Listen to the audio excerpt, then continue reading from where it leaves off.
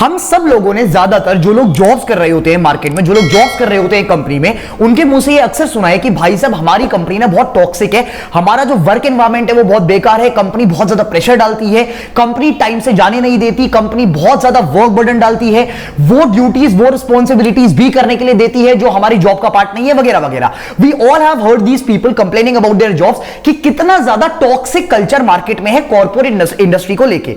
But क्या कभी आप लोगों ने इस तरीके का कुछ सिनेरियो सुना है कि कंपनी ने अपने एम्प्लॉइज को ऑफिस में किडनैप कर लिया, बाहर से ताला लगा दिया कि जब तक काम नहीं होगा, जब तक उस दिन का टारगेट पूरा नहीं होगा, आप ऑफिस छोड़कर नहीं जा सकते? मतलब यार ये तो टॉक्सिसिटी की हद ही हो गई, बिल्कुल राइट। ऐसा ही एक इंसिडेंट निकल कर आता है। Before I proceed with this video, I want you to watch this video, watch the small clip of a small startup based out of Gurgaon, जिसका नाम है कोडिंग निंजा।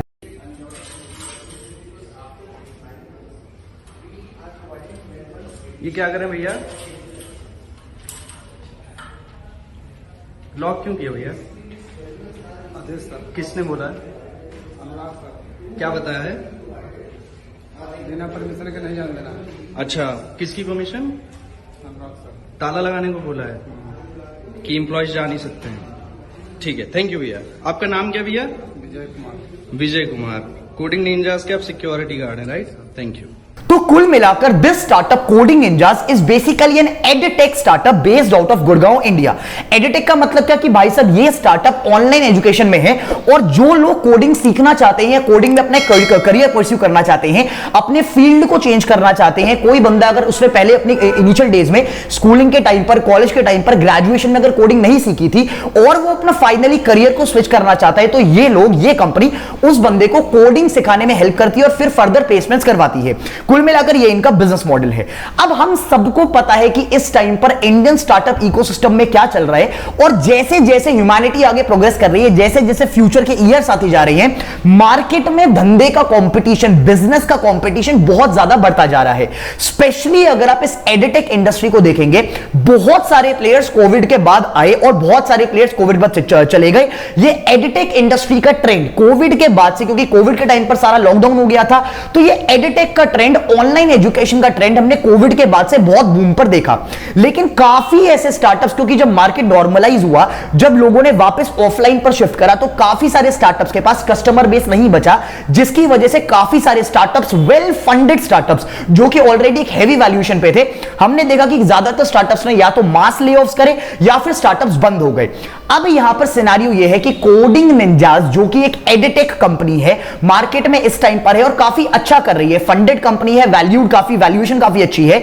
भाई साहब इस स्टार्टअप ने टॉक्सिक कल्चर की एक हद पार कर दी। वो ऐसा हुआ कि भाई साहब इनका जो ऑफिस है, the office which is in Gurgaon, भाई साहब सामने वाले ने, द फाउंडर्स बेसिकली, अपने गार्ड को बोला, ऑफिस के बाहर जो गार्ड बैठते हैं उनको बोला गया कि आप ना बाहर एक ताला लगा दो, एक चेन लगा दो, उसमें ताला लगा दो कि कोई भी एम्प्लॉय ऑफिस के बाहर ना जा पाए, और जब तक आपका टारगेट कंप्लीट नहीं होता, जो आपका डेली टारगेट है, जो आपका उस दिन का टारगेट है, जब तक वो कंप्लीट नहीं होता, no one can leave the office. And this is actually violation of the basic human rights कि भाई साहब आप किसी बंदे को जाने से आप तो फ्रीडम ही नहीं दे रहे। तो कुल मिलाकर ये सिनेरियो है, ये कंट्रोवर्सी है कोडिंग निंजास की, और ये बताता है कि स्टार्टअप्स का इस टाइम पर कितना ज्यादा टॉक्सिक वर्क एनवायरनमेंट है।